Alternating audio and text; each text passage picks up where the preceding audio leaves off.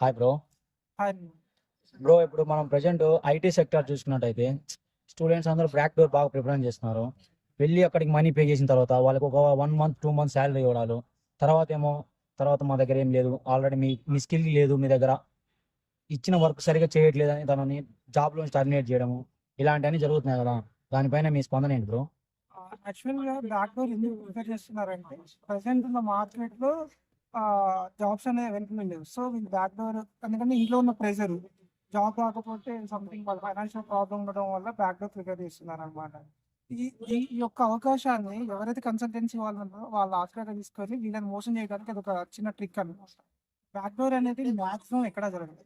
ఇంతకుముందు జరిగేం కానీ ఇప్పుడైతే అసలు జరగదు. ఎందుకంటే ఇఫ్ ఇన్ కేస్ నువ్వు బ్యాక్ డోర్లో వెళ్ళాలన్నా కూడా నీ బ్యాక్గ్రౌండ్ చెకప్ చేస్తారు అనమాట. 1 మంత్ వాడు శాలరీ ఇచ్చినా కూడా నెక్స్ట్ మంత్ ఉండడం అనేది గ్యారంటీ అయితే ఇవ్వదు. ఒకవేళ నువ్వు బ్యాక్ డోర్ వెళ్ళాలనుకున్నప్పుడు వాడిని ముందే అడగాలి, మీరు గ్యారంటీ ఎంతవరకు ఇస్తారు, ఎన్ని మంత్స్ గ్యారంటీ ఇస్తారు, ఒకవేళ ఈ జాబ్ పోతే నెక్స్ట్ ఏంటి, నాకు మీరు ఏమైనా అష్యూరెన్స్ ఇస్తారా, అవన్నీ మీరు ముందే డీటెయిల్స్ పెట్టుకొని ఉంటే దాన్ని బట్టి మనము ప్రొసీడ్ అవ్వచ్చు.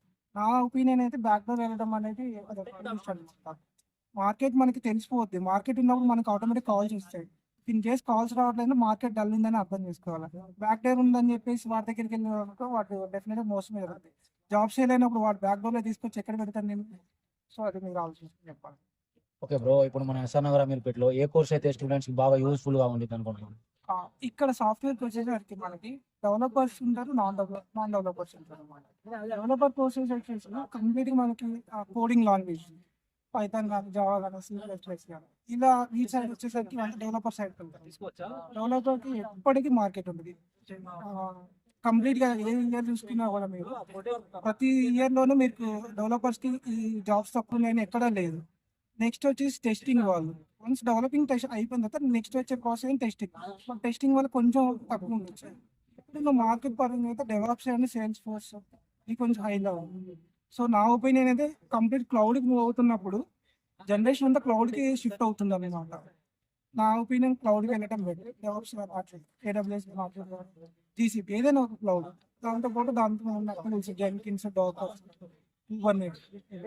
ఓకే బ్రో, ఇప్పుడు మన తమ్ముళ్ళు లాంటి వాళ్ళు బ్రో ఎంతో మంది ఇక్కడ అమీర్పేటలో, ఎస్ఆర్ నగర్, KPHPలో ఎంతో మంది మోసపోయి చాలా ఇబ్బంది పడుతున్నారు కదా. ఆ తమ్ముళ్ళకి మీరు ఇవ్వాల్సిన సజెషన్ ఏంటంటారు? మీ వాటిలో ఒక మంచి వాల్యుబుల్ వాడేమని చెప్తారా? నా సజెషన్ అయితే పేషెన్స్ అనేది ఒక స్టూడెంట్ ఉండాల్సిన మొట్టమొదటి ఒక ఇదన్నమాట.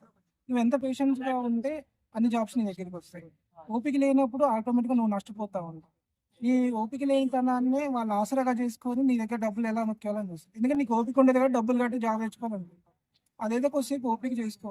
ఇఫ్ ఇన్ కేస్ నీకు ఐటీలో జాబ్స్ లేకపోతే నాన్ ఐటీ ఫైనాన్షియల్ స్ట్రగుల్ ఉంటే వేరే ఏదైనా అట్లీస్ట్ రూమ్ రెంటో నీ ఎక్స్పెన్సెస్ వరకు నువ్వు ఏదో ఒకటి తీసి సంపాదించుకోవడం బెటర్. అంతేగాని బ్యాక్ డోర్లో వెళ్ళి లక్షలు కట్టేసి మోసపోయి వేరే విధంగా కావడం అది కాదు బ్రో, కొంతమంది స్టూడెంట్స్ ఏమంటున్నారంటే ఎంక్వైరీ చేసిన దాని ప్రకారం ఇంట్లో ప్రెషర్ ఎక్కువైంది, ఇంట్లో ఎన్ని రోజులు వచ్చి హైదరాబాద్ వచ్చి కనీసం 1 year అవుతుంది, 1.5 year అవుతుంది, మీరు ఇంకా జాబ్ చేయలేదు అంటున్నారు కదా. అందువల్ల ప్రాక్సీ ఏమైనా ప్రిఫర్ చేస్తున్నారంట. పేరెంట్స్ కి ఉన్న సిచ్యువేషన్ తెలియదు, మన మార్కెట్ మనకు తెలుసు, పేరెంట్స్ తెలియదు. నువ్వు ఎక్స్ప్లెయిన్ చేసుకోవాలి సిచ్యువేషన్ ఎలా ఉంది. నువ్వు అర్థమయ్యేలా నీ పేరెంట్స్ చెప్తున్నాయి కదా, వాళ్ళు అర్థం చేసుకుంటారు. వాళ్ళు ప్రెజర్ పెడతారు, డెఫినెట్ గా పెడతారు. ఎందుకంటే ఇన్ని నిమిషాలు నేను చదివించింది ఎవరికైనా నెక్స్ట్ క్వశ్చన్ నేను చదువు అయిపోయిన తర్వాత ఏం చేయాలి, జాబే కదా. జాబ్ చెప్పి నువ్వు ఖాళీగా ఉంటావు అంటే ఎవరికైనా అలానే. కానీ నువ్వు ఎక్స్ప్లెయిన్ చేయాలి మార్కెట్ ఇలా ఉంది, సో ఈ సిచ్యువేషన్ నేను ఏం చేయలేకపోతున్నాను, కావాలంటే నా ఎక్స్పెన్సెస్ కోసం నేను ఏదో నాన్ ఐటీ ఏదో జాయిన్ అయ్యి నాకు నేను చూసుకుంటా అని చెప్పేసి చెప్తాను. ఇంట్లో డబ్బులు అడగనంత వరకు ఏ పేరెంట్ కూడా ఇబ్బంది పెట్టారు. ఎప్పుడైతే ఇంట్లో డబ్బులు అడిగితే అప్పుడే ఇబ్బంది పడుతుంది. కానీ కొంతమంది ప్రెస్టేజ్ కూడా చూస్తారు కదా బ్రో, ఊర్లో నువ్వు ఆ పని చేస్తున్నావు, ఈ పని చేస్తున్నావు అని, నీకు పిల్లని ఇవ్వను అని కొంతమంది అంటుంటారు కదా. మరి అప్పుడు అతను ఏం చేస్తాడు? తను ప్రాక్సీని ప్రిపేర్ చేస్తాడు కదా. లైఫ్ లేనప్పుడు పెళ్ళని చేసుకొని ఏం చేస్తాను నా క్వశ్చన్. నీకు లైఫ్ లేనప్పుడు పెళ్లి చేసుకుని ఆమెను ఇబ్బంది పెట్టడం కంటే నీ లైఫ్ సెట్ అయినా. కానీ ఊర్లో జనం ఏమనుకుంటారంటే బ్రో, ఒక జాబ్ ఉందని చెప్తే చాలు పిల్లనిద్దాము, అక్కడ ఎంక్వైరీ లేదు, ఏం లేదు. అదే నువ్వు పెళ్లి కోసమే జాబ్ చేసుకుంటున్నావు అంటే ఇది ఇక్కడ దాకా రావాల్సిన అవసరం లేదు. ఏం చేసుకున్నా వస్తుంది.